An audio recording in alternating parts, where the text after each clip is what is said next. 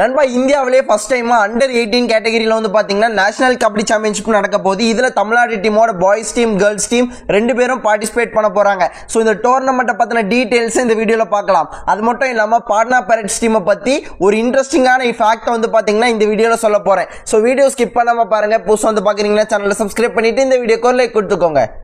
இந்தியாவில் ஃபர்ஸ்ட் டைமா அண்டர் 18 கேட்டகரியில நேஷனல் கபடி சாம்பியன்ஷிப் நடக்க போகுது. ஸோ இது வந்து பாத்தீங்கன்னா ஹரியானால ஹரித்வார் அப்படிங்கிற இடத்துல தான் நடக்குது. ஜூன் 28ஆம் தேதியிலிருந்து ஜூலை 1ஆம் தேதி வரைக்கும் நடக்க போகுது. என்ன ஒரு சில ரூல்ஸ் இருக்கு. இந்த டோர்னமெண்ட்ல பார்ட்டிசிபேட் பண்ற எல்லா பிளேயர்ஸுமே 15 வயசுல இருந்து 18 வயசுக்குள்ள இருக்கணும். அது கேர்ள்ஸ்க்கா இருக்கட்டும் பாய்ஸ்க்கா இருக்கட்டும். பாய்ஸ்க்கு வந்து பாத்தீங்கன்னா 70 kg வரைக்கும் வெயிட் இருக்கலாம். கேர்ள்ஸ்க்கு வந்து பாத்தீங்கன்னா 65 kg வரைக்கும் வெயிட் இருக்கலாம். அப்படிலாம் இருந்தாதான் இந்த டோர்னமெண்ட்ல பார்ட்டிசிபேட் பண்ண முடியும். இந்த ஒரு டோர்னமெண்ட் வந்து பாத்தீங்கன்னா தமிழ்நாடு டீமோட கேர்ள்ஸ் டீமும் ப்ளே பண்றாங்க, பாய்ஸ் டீமும் ப்ளே பண்றாங்க. பாய்ஸ் டீமோட பிளேயர்ஸ் லிஸ்ட்டை வந்து டிஸ்பிளேல ஷோ பண்றேன், டீடைல்டா பார்த்து தெரிஞ்சுக்கோங்க. அண்ட் இப்போ கேர்ள்ஸ் டீமோட லிஸ்ட்டை வந்து பாத்தீங்கன்னா டிஸ்பிளேல ஷோ பண்றேன், டீடைல்டா பார்த்து தெரிஞ்சுக்கோங்க. இந்த ஒரு டோர்னமெண்ட்டை எதில் பார்க்கலாம் அப்படிங்கிற அஃபிஷியல் அனௌன்ஸ்மெண்ட் இன்னுமே வரல. ஃபேன் கோட்ல பார்க்குற மாதிரி இருக்கலாம், இல்லை யூடியூப் சேனல்ஸ்ல ஒரு சில சேனல்ஸ்ல பார்க்குற மாதிரி இருக்கலாம். ஸோ கரெக்டாக தெரியல. ஸோ எதுவாக இருந்தாலும் ஃபாஸ்ட்டாக இன்ஸ்டாகிராம்ல ப்ராட்காஸ்ட் சேனல்ல அப்டேட் பண்ணிடுவேன். அண்ட் அது மட்டும் இல்லாமல் இப்போதைக்கு தற்சமயத்துக்கு ஒரு சில யூடியூப் சேனல்ஸோட நேம்ஸை வந்து டிஸ்பிளேல ஷோ பண்றேன். அந்த சேனல்ஸ்க்கு போய் சப்ஸ்கிரைப் பண்ணி வச்சுக்கோங்க. இந்த ஒரு டோர்னமெண்ட் வந்து பாத்தீங்கன்னா தமிழ்நாடு டீமோட கேர்ள்ஸ் டீமுக்கா இருக்கட்டும் பாய்ஸ் டீமுக்கா இருக்கட்டும் ரொம்ப முக்கியமான டோர்னமெண்டா இருக்க போகுது. ஏன்னா இந்த ஒரு டோர்னமெண்ட் தான் இந்தியன் டீமுக்கு பிளேயர்ஸ் வந்து எடுக்க போறாங்க. யூத் ஏஷியன் கேம்ஸ் வந்து பாத்தீங்கன்னா அக்டோபர் 22ஆம் தேதியில இருந்து 31ஆம் தேதி வரைக்கும் நடக்க போகுது. ஆனா அதுல கபடியும் இருக்கு. அதுல நம்ம இந்தியன் டீமும் பார்ட்டிசிபேட் பண்றாங்க. அந்த இந்தியன் டீமுக்கு பிளேயர்ஸ் எடுக்கிறதுக்காக தான் ஒரு சில செலக்டர்ஸ் வந்து இந்த டோர்னமெண்ட்டுக்காக அனுப்பியிருக்காங்க. ஒரு சில செலக்டர்ஸ் வந்து செலக்ட் பண்ணி வச்சிருக்காங்க. அவங்க இந்த டோர்னமெண்ட்டை பார்த்து அங்கிருந்து ப்ரிப்பரேஷன் கேம்ப்காக பிளேயர்ஸ் வந்து எடுப்பாங்க. அந்த செலக்டர்ஸ்ல நிறைய பேர் உங்களுக்கு தெரிஞ்சிருக்கும், டிஸ்பிளேல ஷோ பண்றேன், பார்த்து தெரிஞ்சுக்கோங்க. பிகேல ஒரு சக்சஸ்ஃபுல் பிரான்ச்சைசி அப்படின்னா அது பாட்னா பைரேட்ஸ் டீம் தான். இது வரைக்கும் 3 வாட்டி டைட்டில் ஜெயிச்சிருக்காங்க. ஆனா அந்த 3 வாட்டி டைட்டில் ஜெயிக்கும் போது அதுக்குள்ள ஒரு இன்ட்ரெஸ்டிங்கான விஷயம் இருக்கு. சோ என்னன்னு சொல்றதுக்கு முன்னாடி லைக் பண்ணாதவங்க லைக் பண்ணிட்டு ஃபாலோ பண்ணாதவங்க ஃபாலோ பண்ணிக்கோங்க. பிகேல ஒரு கேப்டனா ஒரு டைட்டில் ஜெயிக்கிறதே ஒரு பெரிய விஷயமா இருக்கு.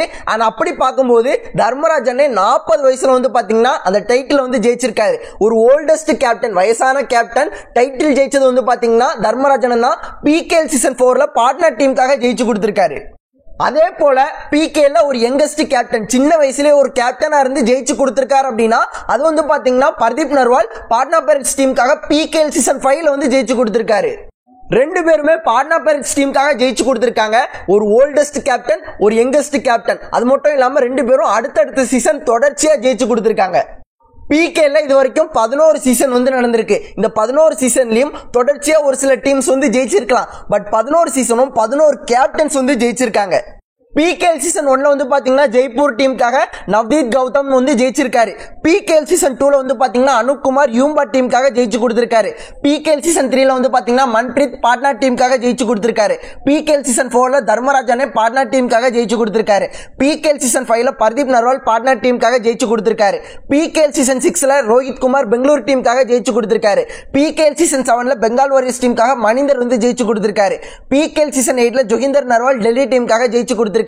பிகேஎல் சீசன் 9ல நவீன் குமார் ஜெய்ப்பூர் டீமுக்காக ஜெயிச்சு கொடுத்திருக்காரு. பிகேஎல் சீசன் 10ல அஸ்லாம் இனாம்தார் புனேரி பல்டன் டீமுக்காக ஜெயிச்சு கொடுத்திருக்காரு.